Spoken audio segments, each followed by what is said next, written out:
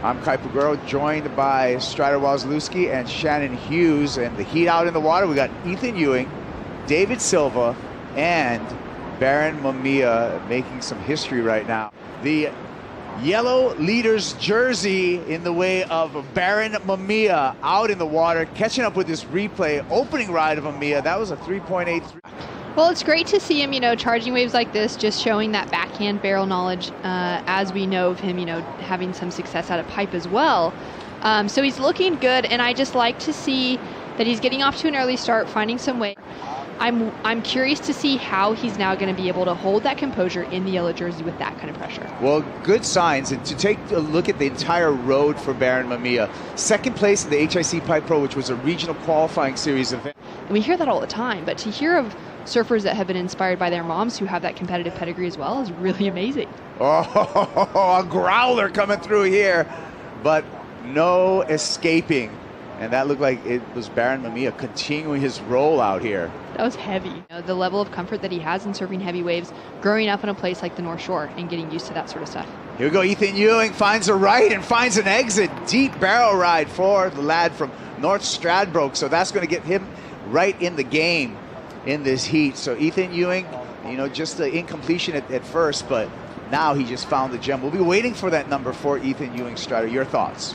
Turn their heads to see him surf because he's so smooth and he's so powerful, and he ducks under that wave super quick into the barrel. But did you see how effortlessly he did everything? I mean, he just looks in control. He's got a lot of style. He's got a lot of base power too, and just pushing through, slides right out of the barrel, and then dips out, and it's interesting.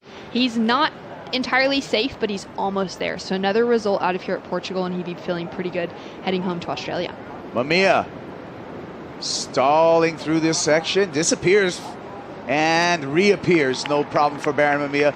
Looking for an exclamation, throws the rotation, gets into some jumbled water there for incompletion, but I like the backhand barrel there, Strider. Presses the score just a bit, because when you have to slow down for it, that the judges really want to see you come flying through it. That said, beautiful work, great technique, and just comes unstuck right at the end there when he tries to bring the rail around. A little bit of whitewater catches it and pushes him off. But look at the way he's putting his body on the wall here and slowing himself down. He's been doing this his whole life at places like Pipeline, and Super Tubos, has that same feel to it when it's this big and hollow. So he's very comfortable, obviously, in these conditions.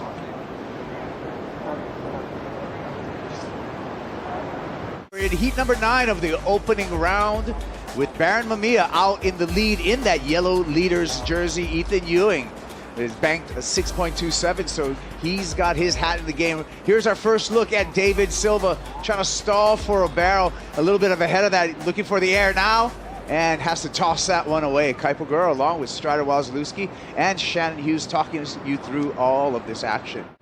Yeah, I look at Baron Mamiya as someone with a lot of intent on this, and he just came out charging, not intimidated at all by the conditions. Ethan Ewing, long runner there, and it's unfortunate that it ran away from him, Shannon, but looked like he was on his way to a decent backup. That's not going to be the case for Ethan Ewing. So still an opportunity for David Silva, and he's been exciting so far. Ethan Ewing grabbing the rail, threading through this section here, no problem, finds the exit, and now he's got his backup. Nice, beautiful execution, finding a just clean water wave, which is very rare, out here in the lineup. There's so many riptides. He just waited because he's going to wait for the best wave that could give him a huge score straight away. Well, he's wanted a wave like this, right? He wants something that has that clear water in the barrel. I mean, look at him. He drops in. He's got a nice canvas. He sees where to be. He doesn't want to get too deep because he knows he wants to make it. He knows he wants to get that backup score. But look at his position, his technique. Grabs the rail, has the hand on the face and the back of his body on the wall to slow himself down and gauge it. Completely disappears for a second there, and then has to regain composure as he comes through. So, Ethan, really well-served heat for him so far. This just happened.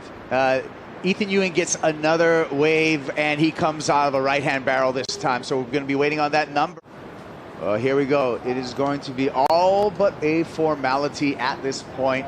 As the clock ticks down, it's going to be Ethan Ewing with the win and an easy road to the round of 32. He's going to be joined there with Baron Mamiya. David Silva, we're going to see him later on this afternoon in the elimination round.